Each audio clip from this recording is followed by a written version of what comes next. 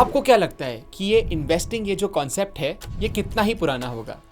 अगर आपको भी ये लगता है कि ये कॉन्सेप्ट अभी अभी आया है तो रियलिटी इससे काफ़ी अलग है। इन्वेस्टिंग आपके एंसेस्टर्स के समय से चले आ रहा है, बस इन्वेस्ट करने का तरीका बदलते जाता है। पहले आपके एंसेस्टर्स लैंड, कैटल्स या प्रेशियस मेटल्स जैसे चीज़ों में इन्वेस्ट करते थे। फिर ज़माने के साथ साथ एजुकेशन, अवेयरनेस और टेक्नोलॉजी आगे बढ़ी, इन्वेस्टमेंट्स के और ऑप्शंस आए और आपके पापा की जनरेशन उसमें इन्वेस्ट करने लगी। और अगर आज देखें तो हमारे पास वेरियस ऑप्शंस है to invest in the market. ये ऐसे इंस्ट्रूमेंट्स हैं जो हम अपने रिस्क एपेटाइट और गोल्स के हिसाब से चुन सकते हैं। इन्वेस्ट करने से पहले और even if you are already investing, हमारे लिए ये ज़रूरी है कि हम इन सारे इन्वेस्टमेंट ऑप्शंस को एक बार जान लें। So let's have a look. Number 1, stocks. Start करेंगे by knowing the most talked about instrument जो है स्टॉक्स, मतलब इक्विटी में इन्वेस्ट करना। किसी कंपनी के स्टॉक्स खरीदना मतलब उस कंपनी का पार्ट ओनरशिप अपने नाम कर लेना। अगर उस पर्टिकुलर कंपनी का प्रॉफिट होगा तो आपका भी प्रॉफिट होगा, और अगर उस पर्टिकुलर कंपनी का लॉस हुआ तो आपके इन्वेस्टमेंट में भी लॉसेस होने के चांसेस हो सकते हैं। इससे क्या समझ आता है कि जो इक्विटी में इन्वेस्ट करते हैं उन्हें मार्केट एनालिसिस की अच्छी समझ होनी चाहिए। उन्हें हायर रिटर्न्स चाहिए, बट वो हायर रिस्क के साथ भी कंफर्टेबल होते हैं। मार्केट वोलेटिलिटी के वजह से इसमें जो रिस्क है वो थोड़ा ऑन दी हायर एंड जरूर होता है, बट रिटर्न्स की भी अगर हम बात करें तो because of a little higher risk returns भी ऑन दी हायर एंड होते हैं। नेक्स्ट हमारा जो इंस्ट्रूमेंट है वो है बॉन्ड्स। ये एक ऐसा इंस्ट्रूमेंट है जो गवर्नमेंट और कंपनीज द्वारा इशू किए जाते हैं ताकि वो लोग इन्वेस्टर्स का पैसा लगाकर किसी प्रोजेक्ट को एग्जीक्यूट कर पाएं। चलिए एक एग्जाम्पल ले लेते हैं। फॉर एग्जाम्पल, आपने 10,000 रुपए के कॉर्पोरेट बॉन्ड्स में इन्वेस्ट किया जिसका एनुअल इंटरेस्ट रेट है 7% और बॉन्ड की जो मेच्योरिटी है वो है 10 साल की। उस कंपनी ने आपके जैसे और कई सारे इन्वेस्टर्स से 10,000 लेकर अपना प्रोजेक्ट आगे बढ़ाया होगा। एज एन इन्वेस्टर आपने 10,000 रुपए दिए, जिसके बदले में आपको 700 रुपए जो है 7% ऑफ 10,000 हर साल तो मिलेंगे ही, साथ ही साथ 10 साल बाद आपको आपका इन्वेस्टेड अमाउंट भी वापस मिल जाएगा जो था 10,000 रुपीज का। ये स्टॉक से सेफर इंस्ट्रूमेंट माना जाता है, मतलब रिस्क कम होता है प्लस फिक्स्ड रिटर्न्स होते हैं, लेकिन बाकी इंस्ट्रूमेंट के कंपैरिजन में रिटर्न्स भी कम होते हैं। तीसरा इंस्ट्रूमेंट के बारे में बात करते हैं अभी। ये एक ऐसा इंस्ट्रूमेंट है जो सदियों से चले आ रहा है और आपके पापा, दादा, परदादा का एक फेवरेट इंस्ट्रूमेंट भी माना जा सकता है। Maybe you guessed it right, we are talking about real estate. इस इंस्ट्रूमेंट में इन्वेस्ट करने वाले लोग प्रॉपर्टीज में इन्वेस्ट करते हैं और फिर वो इन प्रॉपर्टीज को दो तरीके से यूज कर सकते हैं। फर्स्ट, या तो वो उन प्रॉपर्टीज का वैल्यू बढ़ने पर उसे सेल कर दे, या सेकेंड, उसे रेंटल इनकम जनरेट कर पाए। इसमें रिस्क मॉडरेट टू हाई होता है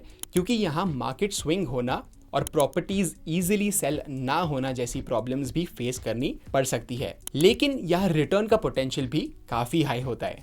हमारा नेक्स्ट इंस्ट्रूमेंट भी काफी फेमस है और काफी समय से चले आ रहा है। मैं बात कर रहा हूँ फिक्स्ड डिपॉजिट की। ये एक ऐसा इंस्ट्रूमेंट है जो बैंक्स और NBFCs प्रोवाइड करती है और जो एक बहुत ही सेफ ऑप्शन है टू ग्रो योर फंड्स। ये इतना पॉपुलर इसलिए है क्योंकि हाई लेवल की सेफ्टी के साथ साथ ये इन्वेस्टर्स को ऑप्शन देता है कि वो अपना लंप सम कैश जो है वो लेंडर के पास रख सकें और साथ ही साथ अपने नीड्स के हिसाब से उस FD का टेन्योर भी चुन सकें। इसे इतना सेफ इसलिए भी माना जाता है क्योंकि आपका जो रिटर्न होता है वो फिक्स्ड होता है और यहाँ मार्केट वोलेटिलिटी का डर बिल्कुल भी नहीं होता है। लेकिन हाँ, आपने अभी तक तो समझ लिया होगा कि जितना कम रिस्क उतना कम रिटर्न भी आप यहाँ पे एक्सपेक्ट कर सकते हो। तो बिकॉज FD में रिस्क जो है वो काफ़ी कम होता है, इसीलिए जो रिटर्न्स होंगे वो भी कम होते हैं। अब हो सकता है कि ये सारे इंस्ट्रूमेंट्स के बाद आपको कोई ऐसे इन्वेस्टमेंट ऑप्शन की तलाश हो जो आपके मार्केट एक्सपर्ट ना होने के बावजूद भी आपको अच्छे रिटर्न्स दे सके, जो आप इजीली अफोर्ड भी कर पाए, जिसमें आपको प्रोफेशनल की एडवाइसेस भी मिल जाए, जो सेबी रेगुलेटेड भी हो और हेंस सेफ भी हो, जो इजीली बाय और सेल भी किया जा सके और जो आपको कई सारे इंस्ट्रूमेंट्स में एक साथ इन्वेस्ट करने का भी मौका दे। इतने सारे गुण सिर्फ एक ही इंस्ट्रूमेंट में? यस, हो सकता है आप में से कई लोग समझ गए होंगे कि मैं म्यूचुअल फंड्स की बात कर रहा हूँ। अब इसमें आप अपना पैसा समझ लीजिए एक बास्केट में डालते हैं, एक ऐसा बास्केट जिसमें आपको मिक्सचर मिल सकता है काफ़ी सारे इंस्ट्रूमेंट्स का। फिर आपका पैसा प्रोफेशनल मैनेजर्स अपना समझ के कम रिस्क और अच्छे रिटर्न्स के कैलकुलेशन के साथ लगाते हैं और आपको अच्छा रिटर्न्स लाकर देने की कोशिश करते हैं। मार्केट में कई सारे म्यूचुअल फंड्स अवेलेबल है, तो बस आपको एक मेहनत का काम ये करना होगा कि एक बहुत अच्छा म्यूचुअल फंड आपको चुनना होगा। म्यूचुअल फंड का स्ट्रक्चर, उसका कॉस्ट और उसका पास्ट परफॉर्मेंस समझना होगा ताकि आप अपने लिए एक बेस्ट म्यूचुअल फंड चुन सको। हमारा नेक्स्ट इंस्ट्रूमेंट है ETF। ETF का मतलब होता है एक्सचेंज ट्रेडेड फंड्स। अब इसमें खास बात यह है कि इसमें mutual funds as well as stocks दोनों का ट्रेड होता है। मैं आपको बताता हूं कैसे। फर्स्ट ऑफ ऑल, स्टॉक की ट्रेड तो ये है कि ये स्टॉक एक्सचेंज पे लिस्टेड है, यानी आप इसकी बाइंग और सेलिंग रियल टाइम में कर सकते हो। सेकंड, म्यूचुअल फंड का ट्रेड इसमें इसीलिए होता है बिकॉज आप एक फंड में इन्वेस्ट कर रहे हो जो दूसरे एसेट क्लासेस में आपके लिए इन्वेस्ट करेगा। एक और फायदा इसका ये है कि एक्सपेंस रेशियो जो ETF का होता है वो कंपैरेटिवली कम होता है।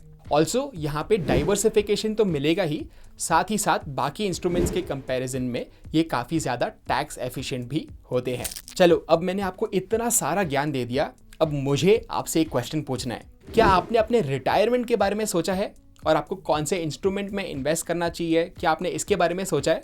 रिटायरमेंट और इन्वेस्टमेंट एक ही लाइन में सुनकर हो सकता है आपके दिमाग में PPF आया होगा, जो बिल्कुल ही सही है।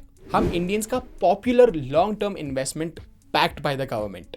ये इन्वेस्टमेंट ऑप्शन उन ऑब्जेक्टिव्स के लिए बेस्ट है जो आपको 15 से 20 साल के बाद लगने वाले हैं, जैसे खुद का रिटायरमेंट हो गया या बच्चों की पढ़ाई हो गई। इसमें आपका पैसा 15 साल के लिए लॉक हो जाता है और अराउंड 7 to 8% के इंटरेस्ट रेट से बढ़ते रहता है। तो ये थे कुछ पॉपुलर इन्वेस्टमेंट ऑप्शंस। इस वीडियो में हमने आपको एक ब्रीफ आइडिया दे दिया, लेकिन आगे हमने हर एक इंस्ट्रूमेंट के लिए एक डेडिकेटेड वीडियो रखा है ताकि हम सारे ऑप्शंस के बारे में डिटेल में जान पाएं।